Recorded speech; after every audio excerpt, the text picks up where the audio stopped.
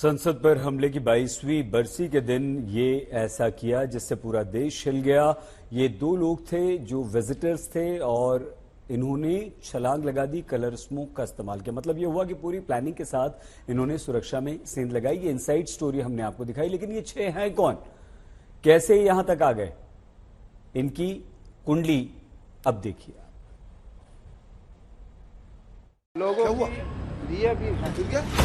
सभा की कार्यवाही 2 बजे तक के लिए स्थगित की जाती है। संसद में शीतकालीन सत्र के दौरान कार्यवाही चल रही थी। शून्यकाल के 5 मिनट बचे थे, तभी पीछे से धड़ाम की आवाज आती है। पूरी संसद में दहशत दौड़ जाती है। आखिर ये क्या हुआ है? और चंद ही मिनटों में साफ हो जाता है कि संसद में घुसपैठ हुई है। पार्लियामेंट पर टैक्स है। देखिए, इस पे इंतहाई अफसोसनाक वाकया है। मैं आज सारा दिन इसी चीज में खुद एंगेज रहा हूं और उसकी मैं स्टेप बाय स्टेप सारी देखता रहूंगा क्या हुआ है। इसको कंडेम करना चाहिए। मैं इसको एक्ट ऑफ सीरियस टेररिज्म कहूंगा। और मैं थोड़ा सा इसका बैकग्राउंड बताना चाहूंगा कि आज ये क्यों हुआ है। एक तो इसको सिंबॉलिक किया जाता है भगत सिंह के साथ। भगत सिंह साहब, उन्होंने भी कभी एक इसी तरह के स्मोक बम जो उन्होंने फेंके थे, एक तो उसके साथ सिंबॉलिक किया जाता है। दूसरा, इसके वो गुरु साहब ने अटैक किया था तो वहां कुछ लोग जो थे वो वहां मर्डर भी हुए थे, मरे भी थे।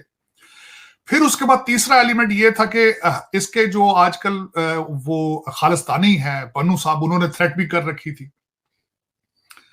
और इस पे मैं सारा दिन इस चीज पे, ये पहले तो मैंने जब सुना तो I was surprised, I was shocked कि ये इतना बड़ा सिक्योरिटी लैप्स है कि ये लोग अंदर किस तरह चले गए। और क्योंकि सिक्योरिटी बहुत सख्त थी, टाइट थी सारा चीजें। फिर जूं जूं वो उसपे डेवलपमेंट होती गई और इस अब तो सारा खुल के सामने आ चुका है कि लोग कहीं बाहर से आए हैं, फिर वो किसी एमपी के साथ एज ए गेस्ट आए, फिर उन्होंने गैलरी से छलांग लगा कर नीचे आए। जूतों में उन्होंने वो अपने जो स्मोक बॉम्ब थे वो छुपा रखे थे। लेकिन ज्यादती, सख्त ज्यादती है। और इन लोगों के साथ सख्ती से हैंडल करना चाहिए, सख्ती से डील करना चाहिए। हेलो दोस्तों, आपका स्वागत है अपने YouTube channel Bharat Pak reaction and review में। दोस्तों, आज के वीडियो में हम देखने वाले हैं 13 दिसंबर को भारत की लोकसभा में सिक्योरिटी ब्रीच हुआ। इस पर पाकिस्तानी पब्लिक अब क्या राय दे रही है, देखते हैं। दोस्तों, 13 दिसंबर 2023 को लोकसभा की नई बिल्डिंग में विंटर सेशन चल रहा था। ललित झा नाम का एक युवक विजिटर्स गैलरी से कूदकर पार्लियामेंट में उछल कूद करते हुए गैस अटैक करना शुरू किया। लोकसभा में तब काम चल रहा था। इस भगदड़ में लोकसभा के एमपीज ने ही इस युवक को पकड़कर पीटने लगे और ये लड़का पकड़ा गया। दोस्तों, पाकिस्तानी पब्लिक और यूट्यूबर्स को यह बात जब पता चली तो इस पर वो अपनी क्या रिएक्शन दे रहे हैं, देखते हैं। धुआं है, जो लोकसभा के जो चैम्बर्स हैं, जितनी भी वहाँ से देखा जा सकता है, जो पीछे आपको चैम्बर्स नज़र आ रही होंगी, ये बहुत बड़ी सिक्योरिटी ब्रीच है अगर इसको सही मानों में देखा जाए। और सुनने में आया है कि कुछ लोग जो हैं इंडियन पार्लियामेंट के बाहर ये जो इन चीज़ों को, वो जैसे कहते हैं ना, ये स्मोक कैनिस्टर्स जो थे, उनके ज़रिए प्रोटेस्ट कर रहे हैं और स्लोगन्स कर रहे हैं। और ये जो बंदा है जिसको जो इंडियन पार्लियामेंट के अंदर आया विजिटर्स गैलरी में और जिसने ये स्मोक कैनिस्टर फेंके, उसका नाम जो है वो सगर शर्मा के नाम पे बताया जाता है। और ये जो पार्लियामेंटेरियन ही है, जो कि मेंबर पार्लियामेंट हैं, प्रताप सिम्हा साहब, मैसूर से, उनको उनके कहने पे ये आया था। जारी बात है कि इंडियन पार्लियामेंट के अंदर अगर आप पहुंचते हैं तो देन आपको कोई ना कोई बंदा लेटर देता है कि जी ये बंदा जो है यहाँ पे आ सकता है या उसके हवाले से बता सकता है। So that's very important news in a sense कि आज 13 दिसंबर है और आज के दिन ही वो जो पन्नू है, ही सेड दैट कि मैं इंडियन पार्लियामेंट पे अटैक करूंगा। This is something like that, उसने ये कुछ चीज़ कही थी, जिसको जारी बात है एक बड़े इम्पोर्टेंट नज़र से देखा जाएगा, क्योंकि वो उसने कहा था कि जी मैं 13 दिसंबर को ये करूंगा। इससे पहले वो कह चुका है जी कि मैं इंडियन एयर जो है उस पर हमला कर दूंगा। ये चीज़ें, सारी बात है, पन्नू के अब खिलाफ जाती हैं। ठीक है। और आपको पता है कि 13 दिसंबर इज़ नोन एज इंडिया की जो पार्लियामेंट के ऊपर जो अटैक है उसके हवाले से है। और ये जो कैनिस्टर्स खोले गए, एक येलो कलर्ड स्मोक हर तरफ नज़र आएगा, ये विजिटर गैलरी में मौजूद थे। अब इट मीन्स कि ये पीपल जो लोग हैं बड़े नॉर्मल लोग थे, लेकिन somehow they manage to get the passes, और उन्होंने वहाँ पे नारे लगाए, तानाशाही नहीं चलेगी, मीन्स के डिक्टेटरशिप जो है हम एक्सेप्ट नहीं करेंगे, कि नरेंद्र मोदी की जो डिक्टेटरशिप है वो काबिल कबूल नहीं है। इस हवाले से सो ये जो एक्शन है, ये जो काम है, ऑब्वियसली एक तो जारी बात है वो आता है कि ये जो पार्लियामेंट की सिक्योरिटी है उसमें सीआरपीएफ जारी बात है इसको देख रही होती है, और आज का दिन बड़ा इंपॉर्टेंट दिन था। सो हाउ कम सिक्योरिटी की ब्रीच हुई है कि वो जितने भी, और ये नई पार्लियामेंट है तो ये कैसी, लोग जारी बात है सवाल उठाएंगे सिक्योरिटी फोर्सेस से कि ये कैसी सिक्योरिटी है कि लोग अंदर चले गए हैं, ये कैसी सिक्योरिटी है कि उनके पास स्मोक कैनिस्टर्स थे और उसको वो सर्च ही नहीं कर सके, उनको पता ही नहीं चला। तो अब जारी बात है कई लोग इसमें ये क्वेश्चन करेंगे कि ये जी डेलिब्रेटली सारा कुछ किया गया, सो दे वर अलाउड समहाउ, और कई लोग कहेंगे जी नहीं, वो जो सिक्योरिटी के जो गेट्स थे वो काम नहीं कर रहे थे, कोई कहेगा जी हम एक्सपेक्ट नहीं कर रहे थे, कोई और कहेगा कुछ और कहेगा। सो ये एक इम्पॉर्टेंट चीज़ है। देखें आज दिन बड़ा इम्पॉर्टेंट था, ठीक है जी, आज 22nd एनिवर्सरी है उस अटैक की। So if someone is doing this on that day, तो इट मीन्स कि ये समहाउ डेलिब्रेटली किसी ने प्लान किया। और मैं देख रहा था कि नरेंद्र मोदी जो हैं वो भी आई थिंक इंडियन पार्लियामेंट में गए और उन्होंने वहाँ पे वो जो मनाया, और जारी बात है वो कहा जाता है कि जी एलएटी वगैरह ने उस वक़्त किया था सारा, एक पाकिस्तान को ब्लेम किया जाता है कि जैश ए मोहम्मद थी, लश्कर तैयबा थी, और ये जो इंडियन पार्लियामेंट के ऊपर जो असॉल्ट जो किया गया था। सो ये जारी बात है, एक उस वक़्त आई थिंक 2001 में चीज़ें और थी, जारी बात है मामलात डिफरेंट थे पाकिस्तान और भारत के। उसके बाद आपको पता है कि ये हालात ख़राब हो गए थे, मुझे जो चीज़ याद है उस वक़्त हालात इतने ख़राब हो गए थे कि दोनों मुल्कों के, पाकिस्तान और भारत की जो फ़ौजियाँ वो बॉर्डर पे आ गई थी। पार्लियामेंट पर टैक्स है। देखिए, इस पे इंतहाई अफसोसनाक वाकया है। मैं आज सारा दिन इसी चीज में खुद एंगेज रहा हूं और उसकी मैं स्टेप बाय स्टेप सारी देखता रहूंगा क्या हुआ। इसको कंडेम करना चाहिए। मैं इसको एक्ट ऑफ सीरियस टेररिज्म कहूंगा। और मैं थोड़ा सा इसका बैकग्राउंड बताना चाहूंगा कि आज ये क्यों हुआ है। एक तो इसको सिंबॉलिक किया जाता है भगत सिंह के साथ। भगत सिंह साहब, उन्होंने भी कभी एक इसी तरह के स्मोक बम जो उन्होंने फेंके थे, एक तो उसके साथ सिंबॉलिक किया जाता है। दूसरा, इसके वो गुरु साहब ने अटैक किया था तो वहां कुछ लोग जो थे वो वहां मर्डर भी हुए थे, मरे भी थे।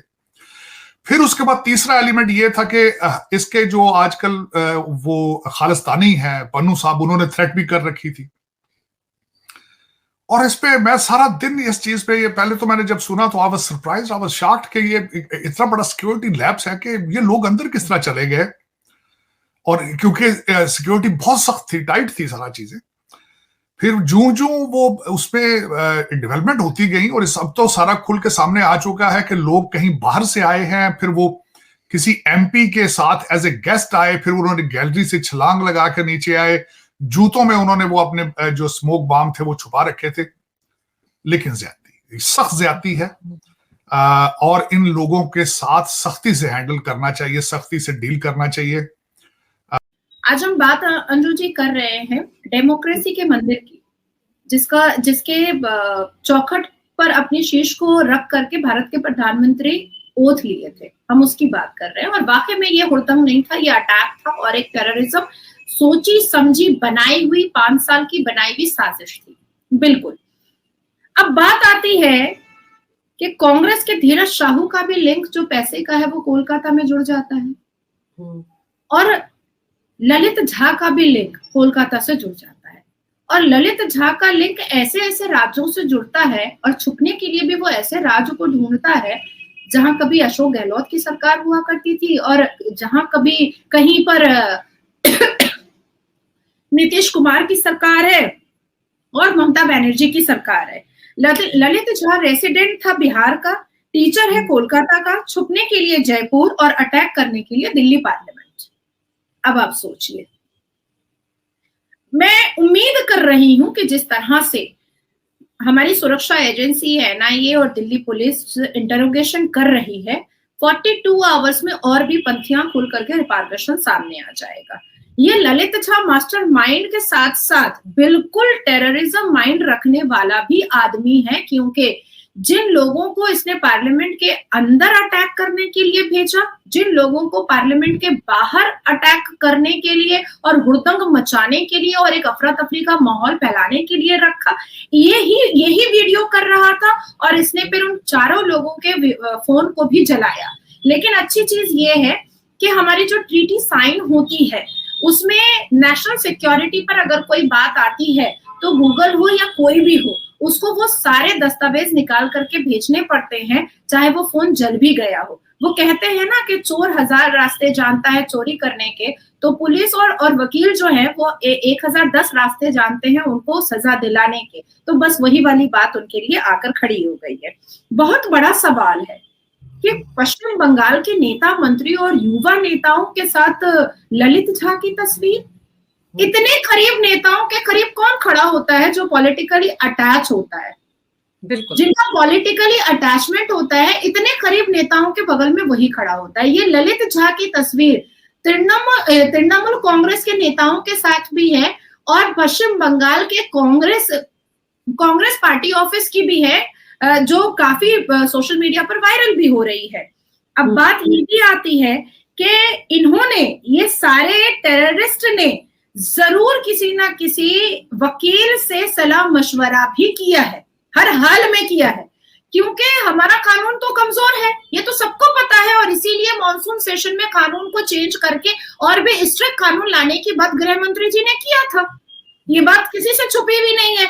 अब आप मुझे बताइए कि पार्लियामेंट में कूदने का कोई सेक्शन ही नहीं है, कोई सेक्शन ही नहीं है। ट्रेसपास का सेक्शन आता है, ट्रेसपास का सेक्शन आता है, उसके पास कोई हथियार जैसे इन्होंने ये जो कूदे हैं नीचे और इतना हुड़दंगबाजी की है, ये ट्रेसपासिंग के दायरे में ही आता है, बस वही कानून लगेगा। बिल्कुल, क्योंकि उनके पास से कोई हथियार मिला नहीं है, क्योंकि उन्होंने किसी को मारा पीटा नहीं है, क्योंकि उन्होंने किसी को ब्लीडिंग इंजुरी नहीं दी है और किसी भी तरीके का कोई हथियार भी जब्त नहीं हुआ है। लेकिन नाज़ी जी, यूएपीए इनके ऊपर अब लगाया गया है, तो वो तो बहुत खतरनाक कानून है ना, उससे तो बचना बहुत मुश्किल है इन चारों के लिए। नहीं, वो क्यों लगा? क्योंकि पहले जो येलो गैस इन्होंने खोला था, गैस का जो केन खोला था, वो पहले किसी को समझ में ही नहीं आ रहा था। जब एनआईए की टीम ने उसको इंटरोगेट किया और उसको फॉरेंसिक लैब में भेजा गया, तब पता चला कि चाइना का बना हुआ ये स्मोक। दोस्तों, पाकिस्तानी कह रहे भारत की पार्लियामेंट में ऐसे कैसे सिक्योरिटी ब्रीच कोई भी कर घुस जाता है। पाकि कह रहे हैं ये बहुत गलत घटना हुई। कुछ पाकिस्तानी तो ये भी कह रहे हैं भारत जैसे शांतिप्रिय देश में ये होना नहीं चाहिए था। तो कुछ पाकिस्तानी यो को 2001 का पार्लियामेंट अटैक याद आ गया। पाकिस्तानी कह रहे हैं इस समय तो उस समय तो पाकिस्तान और भारत की फौजा आमने सामने आ गई थी। होपफुली इस अटैक में पाकिस्तान का कोई हाथ ना हो, क्योंकि ये मोदी जी का भारत है, पाकिस्तान को छोड़ेगा नहीं। इस गैस अटैक का संबंध कांग्रेस पार्टी और तृणमूल कांग्रेस और चाइना से निकल रहा है। जांच में और भी खुलासे होंगे। विपक्ष इस हमले के बाद कह रहा है वो भटका हुआ बेरोजगार युवक था। देश में मोदी जी के समय बहुत बेरोजगारी बढ़ गई है, इसलिए युवक संसद तक आके हमले करने लगे। पर ये सब झूठ है। ये हमले की प्लानिंग 3 से 4 साल पहले ही हो रही थी। इस हमले की छोटी छोटी बातों का ख्याल रखा गया, जैसे कि पहले ही वकीलों से सलाह मशवरा लिया गया था। लेदर के जूते चप्पल चेक किए जाते हैं, तो कस्टमाइज जूतों को बनाकर उसमें हमले में यूज़ होने वाले गैस कैन छुपाकर सांसद तक ले जाया गया। इसी आज के लिए बस इतना ही। अगर आप हमसे जुड़ा रहना चाहते हैं, कृपया हमारे चैनल को लाइक करें, सब्सक्राइब करें, शेयर करें। जय हिंद, जय भारत।